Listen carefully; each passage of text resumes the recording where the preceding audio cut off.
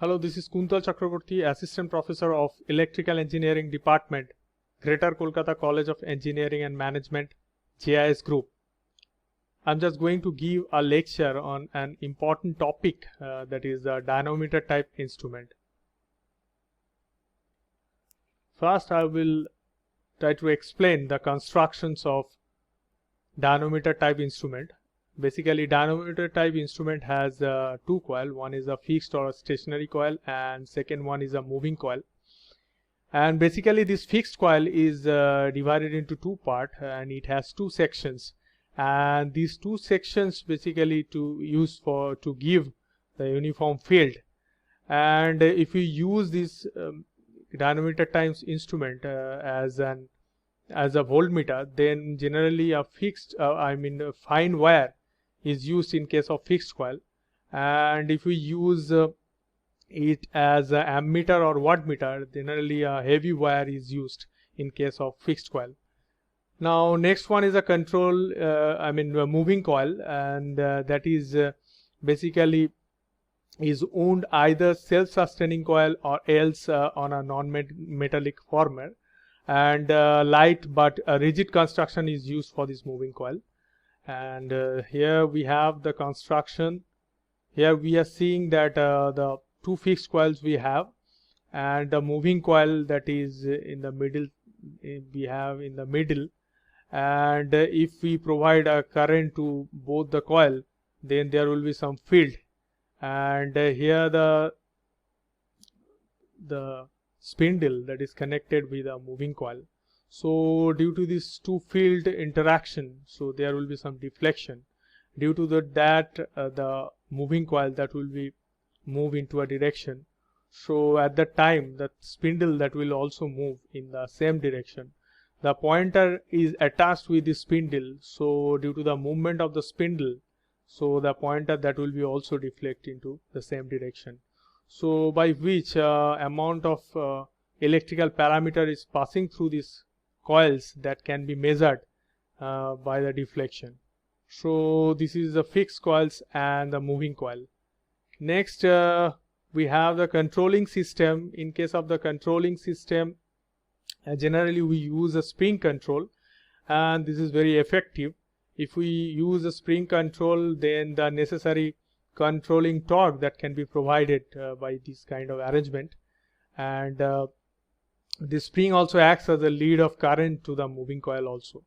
So next is a damping system. Generally we use air damping system, and where lightweight aluminum vane or the disc is attached with this air chamber, so that at the end section the oscillation that can be restricted by using this kind of arrangement.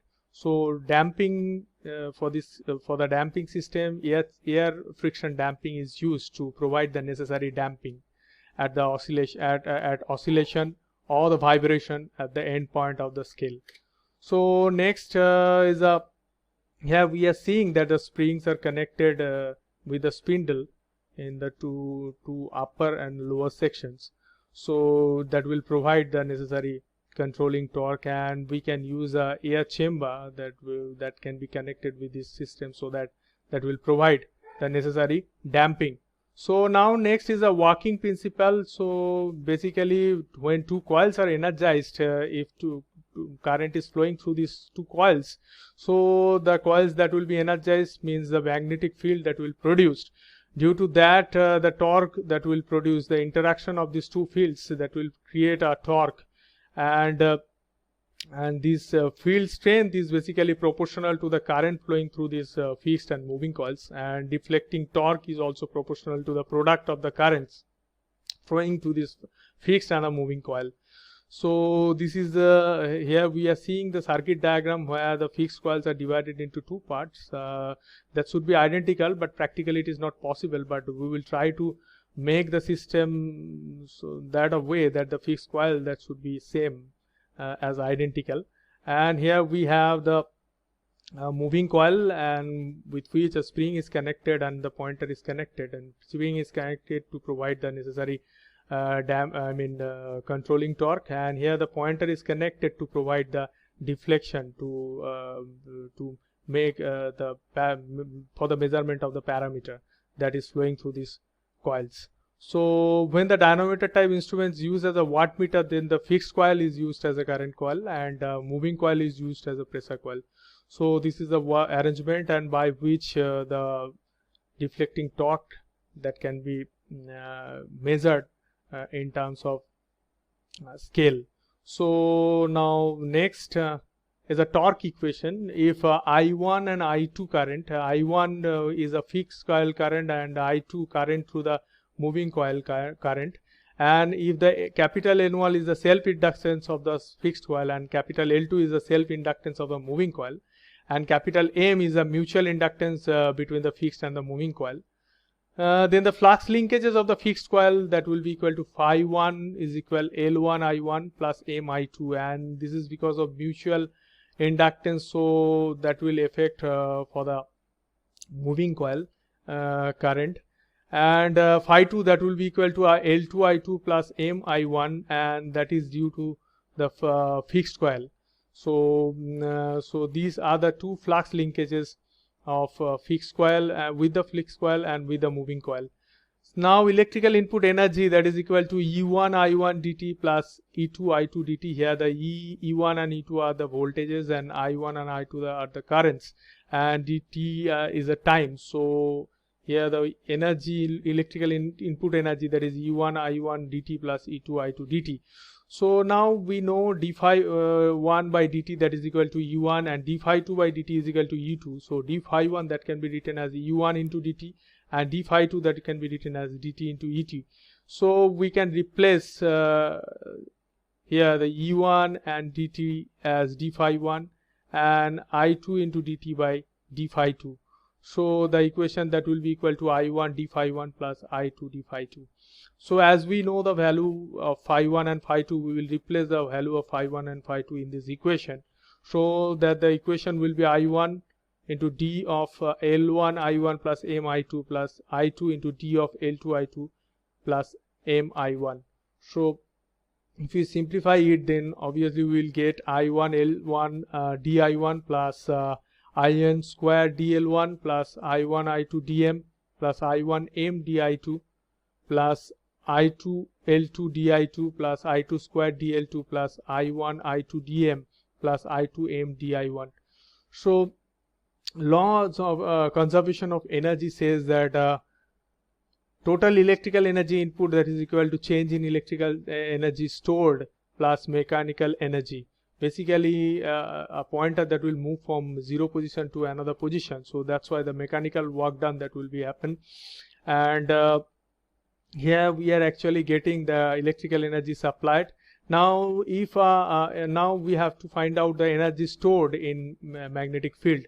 So that if I1 current is flowing through the coil in whose self inductance is L1, so the electrical energy stored that will be equal to half I1 square L2. Similarly, if I2 current is flowing through a coil whose self inductance is L2, then the energy stored that will be equal to half I2 square L2. And for the case of mutual inductance, the current is flowing through the fixed coil is I1 and current is flowing through the moving coil is I2.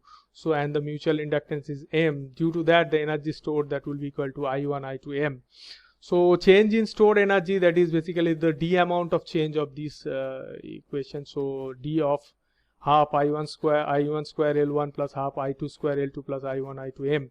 So now if you try to simplify it, then obviously we will get I1 L1 di1 plus I1 square by 2 dl1 plus I2 square L2 di2 plus I2 square by 2 dl2 plus I1 m di2 plus I2 m di1 plus I1 I2 dm. So this is a change in stored energy. Next, from the principle of conservation of energy, I already discussed that total electrical energy input that is equal to change in energy stored plus mechanical work done. So mechanical energy can be obtained from equation 1 and 2 that I already get. That is the equation number 1, and this equation is equation number 2. So the mechanical energy that will be equal to if you simplify it, then that will be equal to half I1 square dl1 plus half I2 square dl2 plus I1 I2 m. So here the self-inductance L1 and L2 are the constants. So that's why DL1 and DL1 and DL2 part is basically 0. So now that we can write it as I1, I2, dm. So TD is a torque, that is a change in deflection, is d theta. So the mechanical work done, that will be TD into d theta. So the mechanical energy, that is TD into d theta, that will be equal to I1 I2 dm. So TD into d theta, that is equal to I1 I2 dm. So here TD, that is equal to I1 I2 dm by d theta. In case of our DC measurement, so as theta is a steady state deflection, so as we know, TC is equal to, which is proportional with the theta. So TC, that can be written as k theta. As we know, the at steady state, the deflecting torque is that is same as the controlling torque. So at that time we can write k theta in place of TD. So now that will be replaced by k theta. So k theta, that will be equal to I1 I2 dm by d theta. So here theta, that is equal to I1 by I2 by k into dm by d theta. Now we are just going to discuss the AC signals. For AC signals, average deflecting torque over a complete cycle, that will be TD is equal 1 by T integration 0 to T Ti dt. So as we already know that the value of TD is equal to I1 I2 dm by d theta. So now that can be written as integration 0 to 2 I1 I2 dm by d theta into dt. So dm by d theta, that maybe come out, that is actually constant part. So dm by d theta, that is 1 by T integration of I1 I2 dt. So for the AC sinusoidal signal, that is I1, that will be equal to Im1 sin omega t, and I2, that is Im2 sin omega t minus phi. So let these two signals, and we will try to simplify this so that we can calculate the deflecting torque of AC signals. So now we will put the value of I1 and I2 here. So then the equation will be 1 by 2 pi dm by d theta into 1 by 2 pi integration 0 to 2 pi Im1 sin omega t and Im2 sin omega t minus phi and d of omega t. So now if you simplify it, then the result will be, the value will be Im1 into Im2 by 2 cos phi dm by d theta. So then we can write Im1 into Im2 divided by root 2 into root 2 cos phi dm by d theta. So Im1 by root 2, that will be the RMS value, and Im2 by root 2 is the RMS value. So we can write here I1 into I2 cos phi dm by d theta. Here I1 and I2 current flowing through the coils. So at the steady state position, as we know that the deflecting torque and the controlling torque, that will be same. So now we can write I1 I2 cos phi dm by d theta is equal to k theta. As we know, TC, which is proportional with the deflection, so TC, that will be equal to k theta. So now we can replace the k theta in place of TD. So now I1 I2 cos phi dm by d theta, that can be written as equal to k theta. So now theta, that will be equal to I1 I2 by k cos phi dm by d theta. So that I already discussed in the theory section, and that is already proved. So now the applications of the dynamometer type instruments. First we will try to understand the operations of ammeter, that is the application of dynamometer type instruments.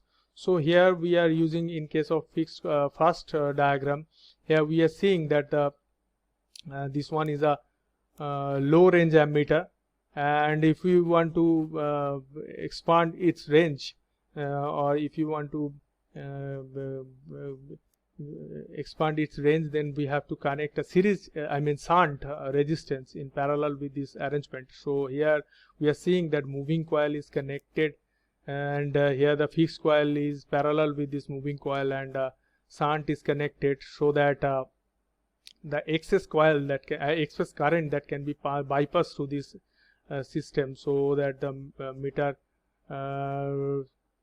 that doesn't affect. Here actually the swamping resistance is connected in series with this moving coil, so that that effect, temperature effect or temperature error that is occurred, so that can be eliminated. So a swamping resistance is connected in series with the moving coil.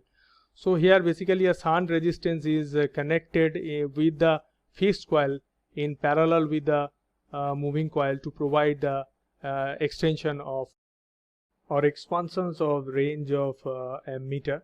So this is the application as an ammeter. Next, application as a voltmeter. Here we are seeing that a moving coil, with a moving coil a series resistance is attached.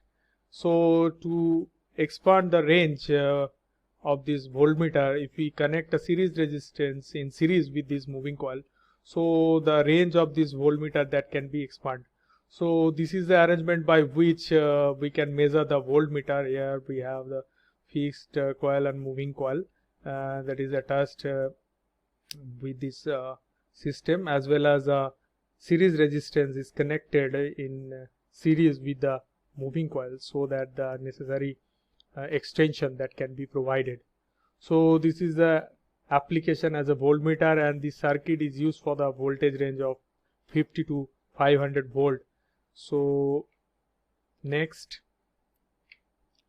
its advantage that can be used for the measurement of AC as well as DC, and it is basically free from hysteresis and eddy current error.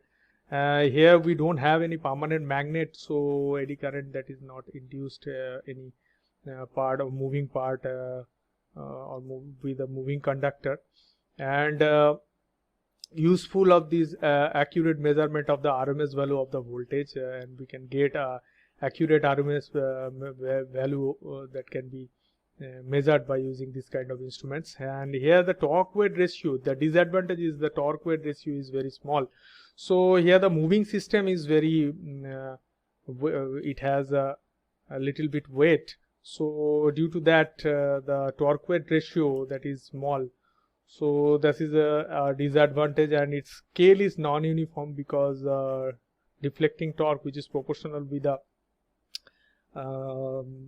I square, or if I current, if I1 and I2 are same, then the deflecting torque that is proportional with the I square. So the scale is a non-uniform, and here we have the higher friction loss because the torque weight ratio is high, so there will be some friction. So due to that we will get some friction loss, and this is costlier than the moving iron system, and it has a little bit higher cost than the moving iron system. So these are the advantages and disadvantages. Next, the errors. It has a friction errors due to heavy moving parts. Because of the same reason its sensitivity is low. I already discussed the moving assembly, its weight is a little bit higher. Due to that there will be some friction, and due to that the sensitivity of the moving system that will be also low. So this is a kind of error we have this for this kind of instrument. And due to internal heating, the temperature may occur. So I already discussed as current is flowing through these coils, so internal heating maybe will be there. So due to that there will be some temperature error, and some part of this temperature error that can be eliminated if we connect a swamping resistance. I already discussed. An error due to stray magnetic field. Here we will get some magnetic field if the outer, if in the external side there is any magnetic field that is induced in this system. So there will be some errors. So errors due to the stray magnetic field, and due to change in self reactance, the frequency may occurs. So error occurs due to inductance of the eddy current in metal parts of the instruments also.